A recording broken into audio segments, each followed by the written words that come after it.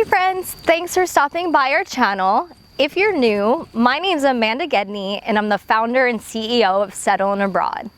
At Settle in Abroad, we help you relocate to Thailand to teach English, to work remotely, or to set up your own business.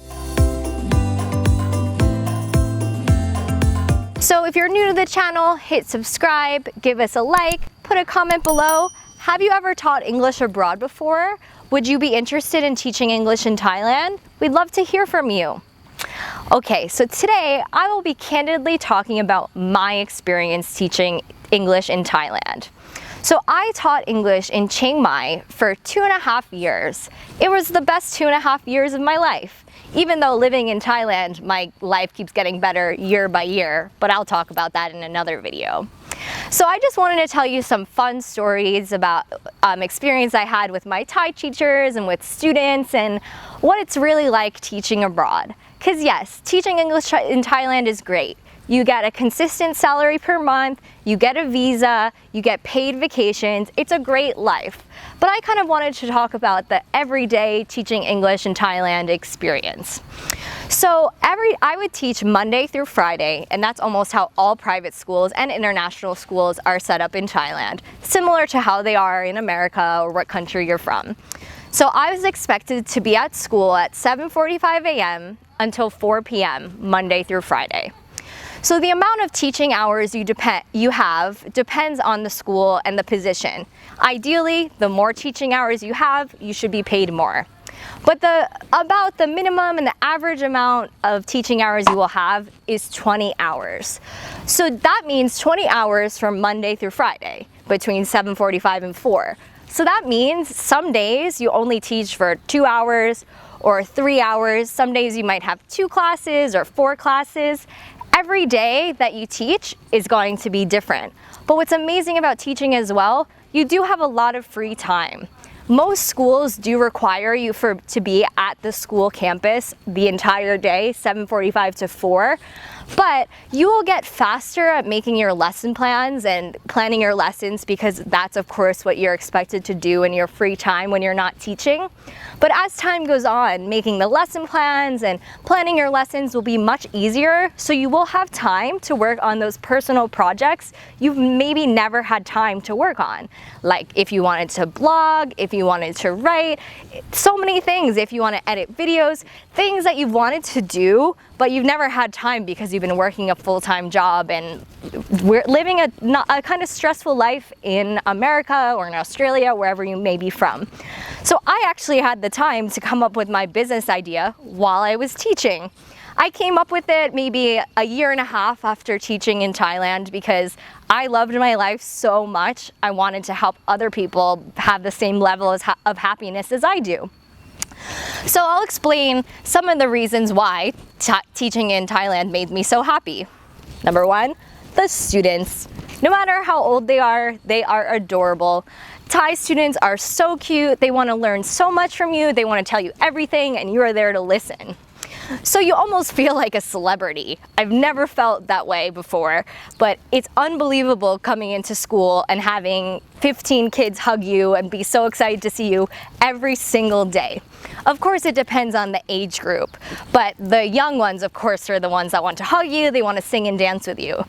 So my first teaching job, I taught P4 and P5. So in America, that's the equivalent of 4th grade and 5th grade, so about like 9 and 10-year-olds.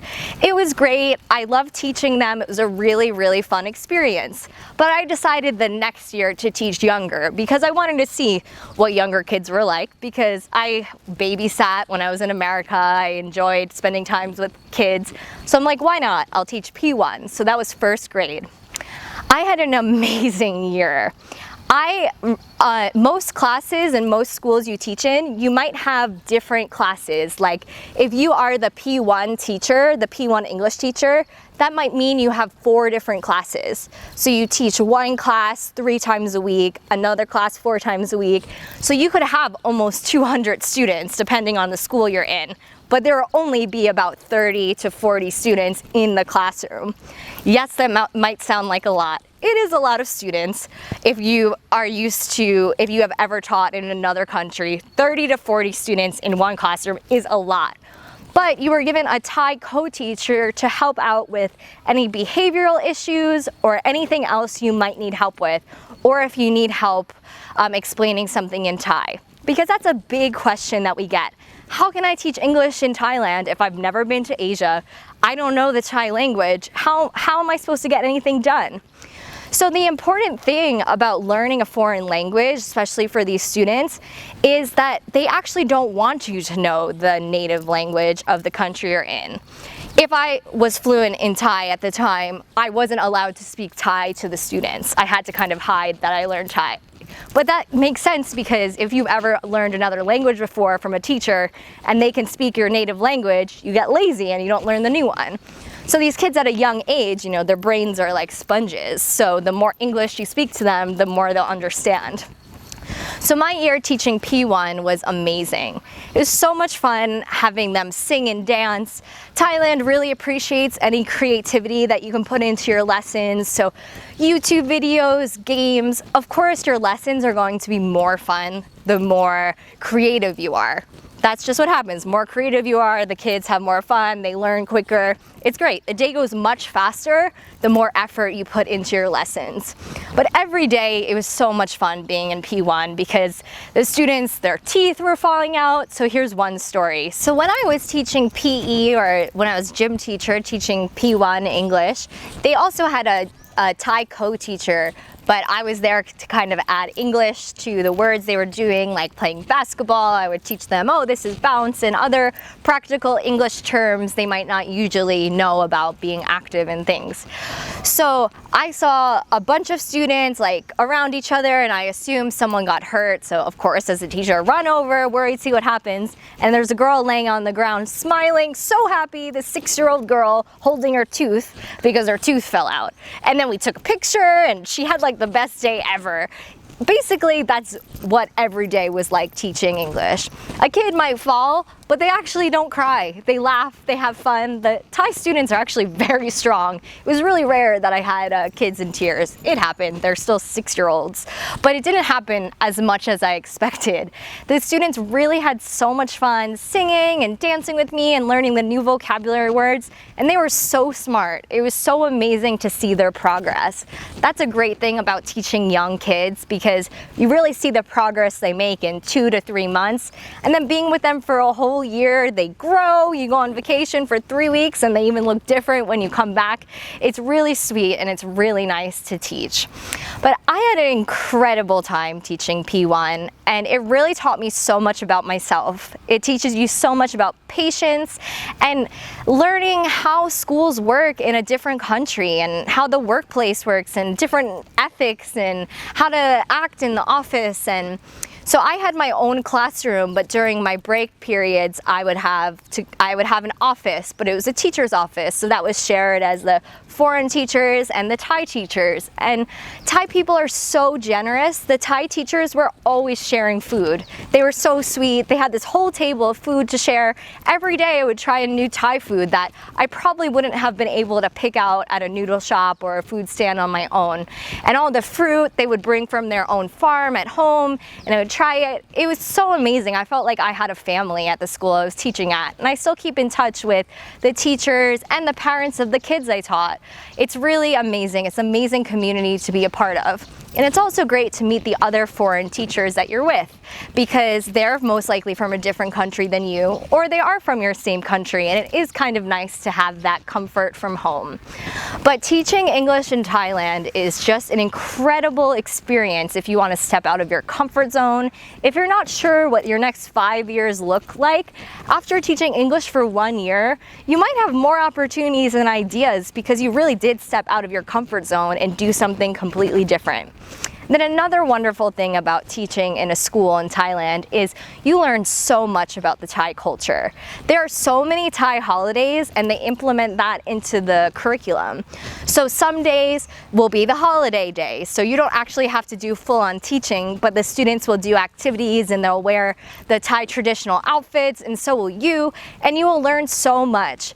If I didn't teach English in Thailand, I would not understand the country like I do. I would not understand what to do on the holidays. I would have to look it up online.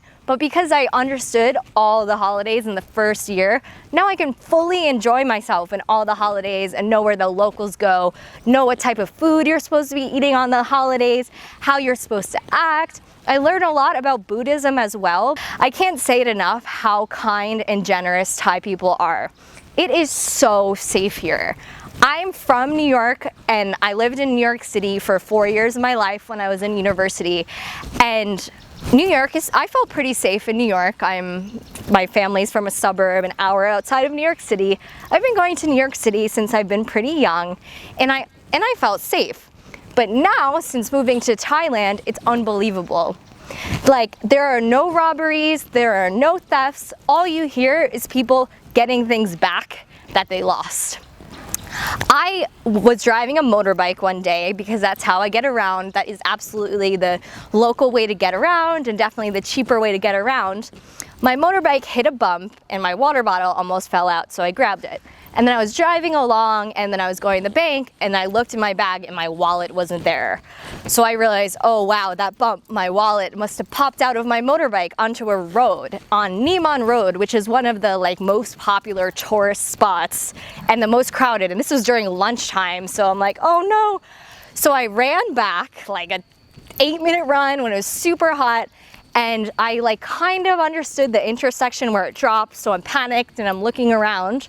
And then there are 10 construction workers and they go, Amanda? And I say, yes, that's me. They're like, oh, we found your wallet. Could not believe it. Construction workers that probably make $1 an hour or even less completely jumped into the intersection, grabbed my wallet before a car ran over it. The wallet was perfectly intact. Didn't take anything out of it. I had the exact amount of money. It was unbelievable. I have so many stories like that I could share, and I will share on the channel. But then I went to 7-Eleven. If you don't know, 7-Elevens, they're everywhere in Thailand. They're a very important part about life. But anyway, I went to 7-Eleven, I bought them all the snacks and drinks I could and gave it to them, and they did not expect that at all. But the $10 I spent in giving them the snacks and everything, they found my wallet and didn't take anything out of it. It's unbelievable. So many friends I have the same stories. Like, they left a purse in a cab at night, and then the next day the cab driver knocked on their door and returned the purse. I honestly don't know where is a safer place in Thailand, especially for women. It is so safe to be a woman in Thailand. I've never been catcalled by a man like I was in New York City. Unfortunately, in New York too, the homeless population is quite large, so if I'm walking late at night, I've had homeless persons spit on me and other things. But living in Thailand, I haven't had any situations like that. I've lived here for 4 years. I can walk alone at night. I can walk alone anywhere and be completely safe as a woman. So today, I just wanted to give you that candid story about my experience teaching English in Thailand.